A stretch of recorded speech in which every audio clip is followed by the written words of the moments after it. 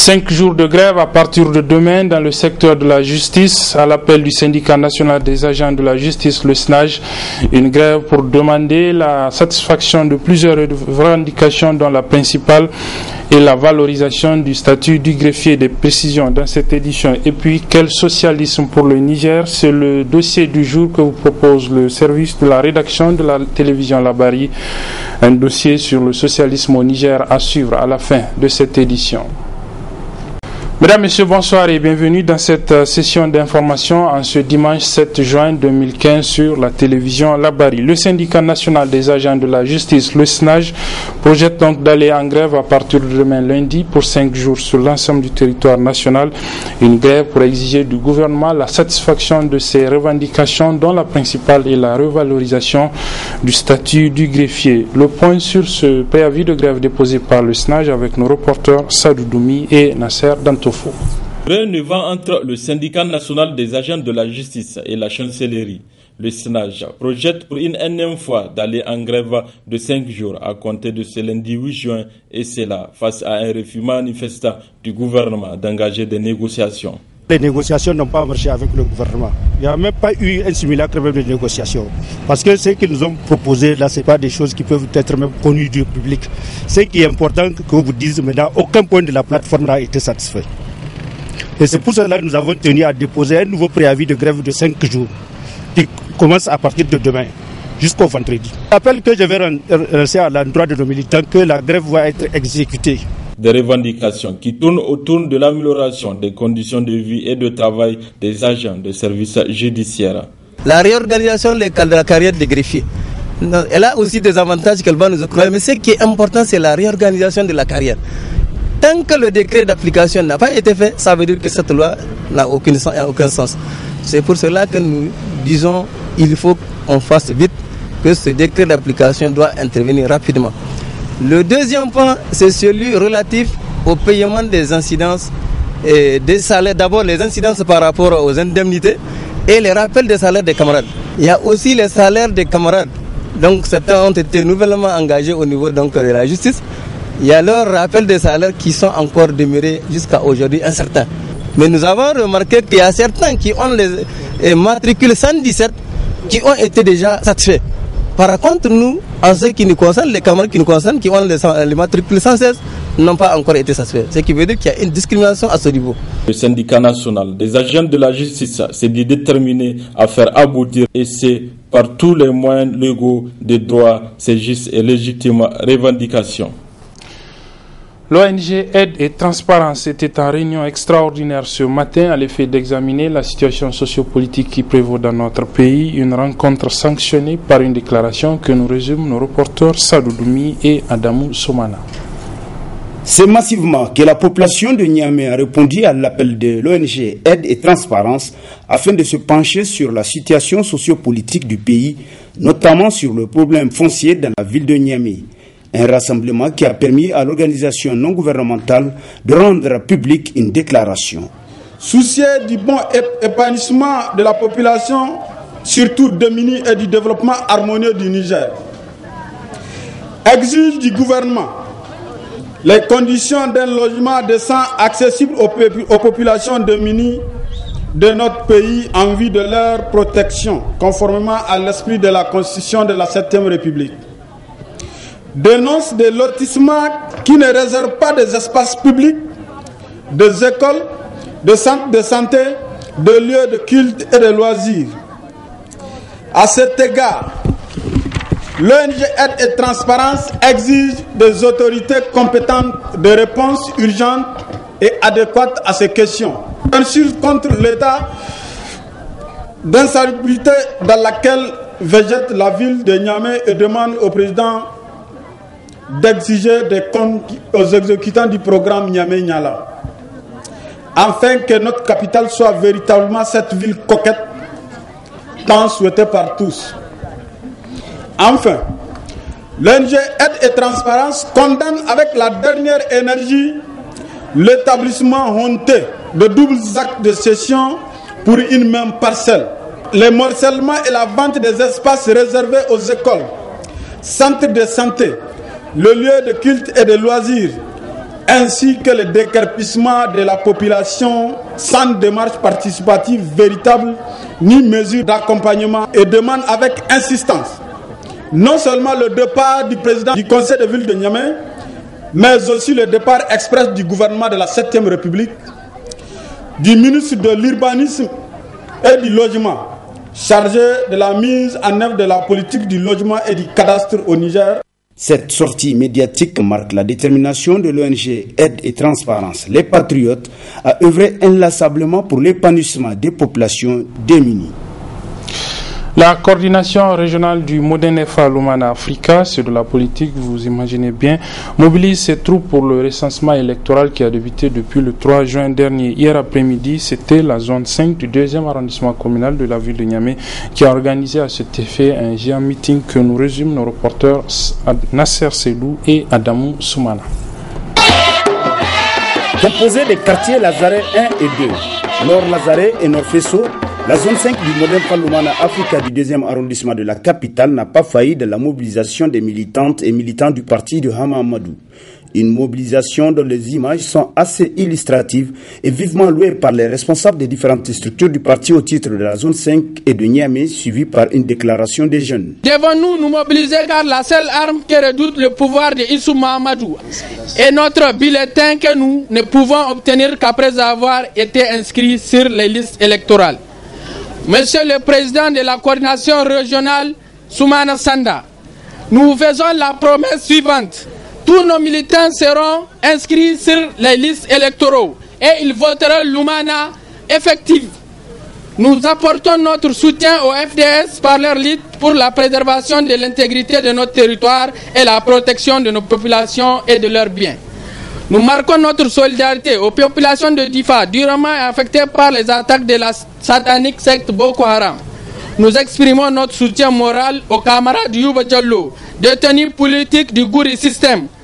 Et enfin, nous implorons Dieu le Tout-Puissant, le miséricordieux, le clément, pour qu'il gratifie notre pays d'un hivernage fécond. Puis vint le moment tant attendu que le message du président de la coordination régionale Modenfa Lumana de Niamey, Soumana Sanda, qui a purement et simplement demandé aux militants de sanctionner le régime de la 7e République.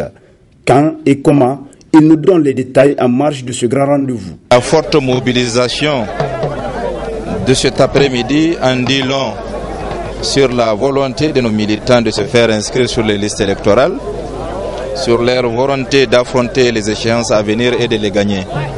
Je suis très heureux et satisfait de constater que la zone 5, composée des quartiers Lazare, Nord Lazare et Nord Fesso, est mobilisée véritablement et que toutes les structures en place se sont mises à la tâche afin que le recensement se fasse dans les meilleures conditions et avec l'ensemble de nos militants. Nous insistons juste sur la nécessité absolue de respecter le schéma séquentiel des élections, en commençant par les élections locales avant les élections générales, Inch'Allah. Un message visiblement bien perçu par les loumanistes de la capitale qui ont promis de se mobiliser davantage à chaque mot d'ordre de leur coordination régionale et de voter massivement tous les candidats du parti lors des échéances électorales à venir. L'association Jeunesse Production, en collaboration avec le ministère de la Santé publique et l'association des sages-femmes du Niger, a organisé hier samedi 6 juin au Palais des Congrès de Niamey la 4e édition de la compétition dénommée Maman en Or. C'était une compétition qui met aux prises donc plusieurs sages-femmes pour que la meilleure de l'année soit primée par cette jeune association. L'édition 2014 a été parrainée par l'épouse du chef de l'État, Dr Issoufou Malika, comme nous le rapportent nos reporters Nasser Seydou et Nasser Dantouf. Récompenser les meilleures sages-femmes du Niger, les meilleurs coachs des écoles de Marie et autres acteurs clés intervenant dans l'amélioration de la santé de la reproduction au Niger. C'est cela l'objectif de Maman en Or. Pour cette 4e édition, elle est placée sous le thème « Les sages-femmes pour un meilleur avenir ».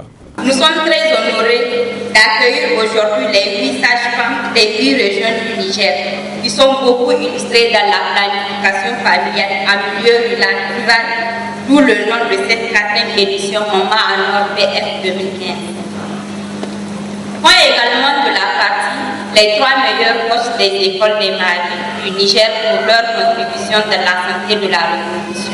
implantée actuellement dans toutes les régions du Niger. Cette stratégie consiste à impliquer les hommes dans la santé de la reproduction. Elle a immédiatement connu des bons résultats dans les zones pilotes par la forte progression des indicateurs, notamment le suivi des grossesses et les accouchements assistés. 3 des 8 meilleures sages-femmes des 8 régions du Niger ont été récompensées après une appréciation du jury. C'est ainsi la nominée d'Agadez a remporté la première place, suivie de Difa et Niamey.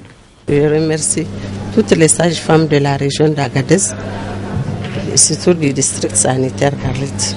Je leur dis de continuer de suivre la voie que nous avons suivie pendant ces 33 années de fonction pour mériter ce que nous avons mérité aujourd'hui. Les sentiments que je ressens, c'est des sentiments de satisfaction. Je laisse donc aux autres sages-femmes, aux jeunes sages-femmes, d'embrasser leur métier avec beaucoup de courage et de conscience professionnelle.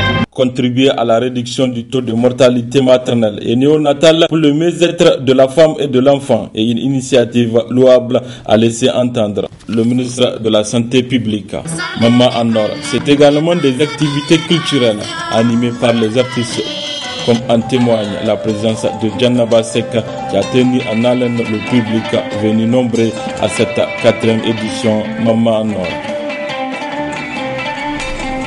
Le complexe scolaire privé Lumière Vive et le lycée Horizon ont célébré hier à la Maison des Jeunes et de la Culture Diado Sékou de Niamey la fête de l'année académique, la fin de l'année académique. Donc, les élèves et leurs parents étaient tous présents à cette fête grandiose qui a été marquée par différentes prestations culturelles, comme nous le rapportent nos reporters Halidou Bourema et Nafissa Adamou Sirfo.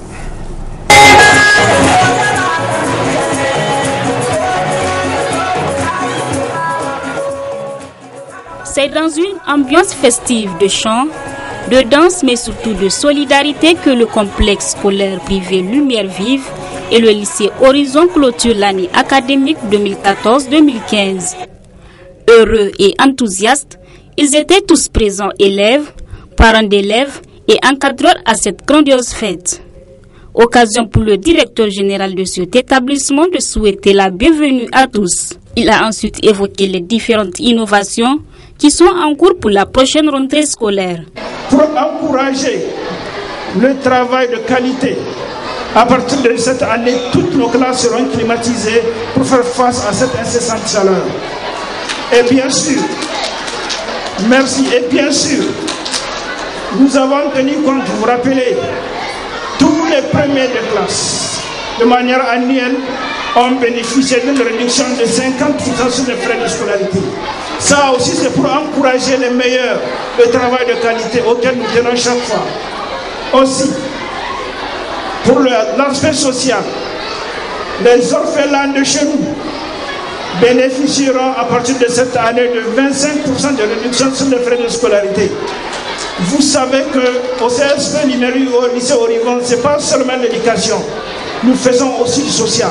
Créé en 2012, le CSP Lumière Vive et lycée Horizon dispensent un enseignement de qualité, ce qui leur permet sans nul doute d'enregistrer des taux importants de réussite. Le CSP Lumière Vive lycée Horizon est créé il y a de cela 4 ans. Et pour nos premiers résultats pour le lycée, nous avons fait notre première promotion l'année passée. Au bac A, en exemple, si je prends au bac A, nous sommes les deuxièmes de notre inspection avec un taux de réussite de 98% au bac A. Et un taux global de 106%, bac A était confondu. Au BPC, nous avons un taux de 95% d'admission. Ce qui veut dire qu'avec cette jeunesse, nous avons pu faire de très bons résultats. Au cours de cette fête de fin d'année, les orphelins des forces de défense et de sécurité ont bénéficié des bourses d'études au CSP Lumière Vive et lycée Horizon. Les élèves les plus méritants ont été primés ainsi que les enseignants de cet établissement qui se sont vus décerner des témoignages de satisfaction. La cérémonie a pris fin par différentes prestations des élèves en danse, chorégraphie, chant, défilé et une photo de famille pour immortaliser ce moment d'échange et de partage ponctué de rire et d'humour. Voilà, comme promis, donc, nous allons vous proposer pour refermer cette édition un dossier sur le socialisme. Quel socialisme pour le Niger? Plus de 4 ans après leur accession au pouvoir, les socialistes, le PNDS-Taraya, qui tiennent donc les rênes du pouvoir dans notre pays, sont confrontés aux multiples difficultés qui assaillent les populations nigériennes. Ainsi, pour mieux comprendre les actions menées par les dirigeants actuels, donc notre reporter Ali Cissé Ibrahim vous propose le décryptage du socialisme à la nigérienne dans ce dossier que je vous propose donc de suivre. Très bonne réception et bonne suite des programmes sur la télévision La Barre. De la conférence nationale de 1991 à nos jours, plusieurs régimes se sont succédés à la tête de l'État du Niger, chacun avec sa stratégie et son idéologie. Et depuis plus de 4 ans, le Niger est dirigé par des socialistes. Alors la question qui s'impose ici, c'est de savoir concrètement que renferme l'idéologie socialiste. Le socialisme, c'est une idéologie. Et une idéologie, c'est un discours auquel il est donné un contenu qui se veut scientifique. Aussi, on essaie de rentrer à l'intérieur donc de cette idéologie socialiste. Elle défend des valeurs. La première valeur, c'est l'intérêt général. Donc, tout socialiste est appelé à défendre l'intérêt général. Il est appelé à mettre en avant l'intérêt de l'autre avant le sien. Le socialisme aussi, par essence, se veut défenseur de la veuve et de l'orphelin. Ainsi, après 4 ans de gestion de pouvoir, les socialistes, avec à leur tête le président Issoufou Mahamadou, estiment que le bilan de leur exercice est positif dans tous les secteurs de la vie au Niger. Aujourd'hui, vous pouvez faire le constat vous-même et vous pouvez consulter toutes les données que nous avons publiées pour voir les réalisations du programme de l'initiative 3N. Il y a ensuite les infrastructures. Les infrastructures que notre gouvernement depuis 4 ans est en train de réaliser et des réalisations que nous avons faites durant ces 4 ans-là. Pour nous, ces réalisations et toutes ces actions-là constituent des réponses aux préoccupations des populations de notre pays à cette période-là. Mais l'opposition politique voit le contraire. Ces bilans sont catastrophiques. Faites l'état des lieux. Je vous ai dit, en Afrique, on a voté, même dans le monde, à des démocraties populaires, à des démocraties populaires ou à des régimes de démocratie populaire ou des régimes démocratiques, etc., etc.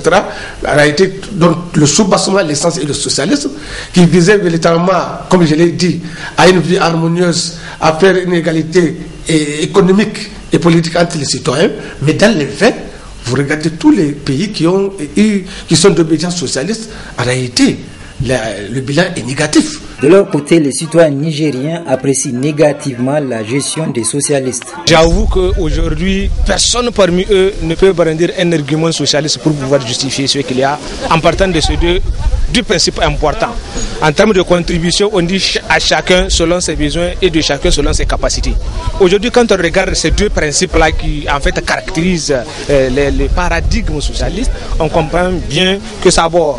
En termes de contribution, l'essentiel de ces acteurs-là ne contribuent pas du tout. Ce sont les contribuants, les pauvres-là qui contribuent et qui constituent la cagnotte nationale. Mais à lieu et place, au lieu d'organiser la redistribution des ressources publiques pour asseoir une démocratie actée sur les secteurs sociaux importants, parce que c'est ça l'élément important. Ce qui caractérise en principe une gouvernance socialiste, c'est justement de valoriser les droits socio-économiques et d'en faire ça le cheval de bataille. Et de garantir aussi la justice. Mais aujourd'hui, nos socialistes sont des prédateurs des deniers publics. Sincèrement, là, je dirais que nous sommes dans une autre façon de vision du socialisme. Sincèrement, parce que s'il faut parler de socialisme tel que le tout-puissant révolutionnaire Hugo Chavez l'avait parlé, nous estimons que nous ne sommes pas véritablement dans un socialisme, parce que le socialisme voudrait dire être non seulement aux côtés tout le temps de son peuple, être à l'écoute du peuple, mais aussi vouloir régler tous les problèmes qui se posent avec ce peuple. Mais vous estimez qu'aujourd'hui, le socialisme, il se cache. Les gens se cachent derrière le peuple exemple, les gens amènent des bidons, des chars pour se protéger et nous estimons que véritablement il ne s'agit pas là du socialisme que nous avions appris, surtout avec Hugo Chavez. Alors, quelle aurait dû être la ligne de conduite des dirigeants socialistes? Je crois que le comportement avait été dessiné par le président de la République à l'occasion de son discours d'investiture. Il avait dit qu'il se comporterait en serviteur et non en maître. Parce que le Niger n'appartient pas à quelqu'un. Je crois qu'il faut que les gens comprennent. Chacun de nous, à quelque niveau que ce soit, sert le Niger. Or, il y a ceux qui ont, de manière péremptoire, affiché leur intention de servir le président de la République. Non, ils doivent servir le Niger parce que lui-même sert le Niger. Parce que ce sont les Nigériens qui l'ont amené là où il est. Et il exerce par la volonté et pour les Nigériens. Cependant, face aux contingences de la vie et aux multiples problèmes qui assaillent les populations, les socialistes nigériens restent convaincus que leur système est le plus indiqué pour sortir le Niger de l'ornière. En tout cas, nous pensons que la plupart de nos militants comprennent en tout cas nos options. Ils adhèrent à ces options et c'est le succès aussi de la politique et des réalisations que notre gouvernement est en train de mettre en œuvre et qui font l'objet d'admiration chez nos partenaires et chez d'autres acteurs de la politique.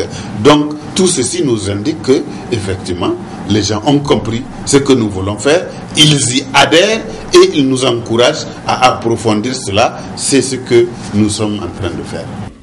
En tout état de cause, avec le temps qui passe, le peuple nigérien a progressivement gagné en maturité politique. Et les populations ne sont pas dupes relativement à leur capacité à faire la distinction entre le discours de la vérité et celui du mensonge politique.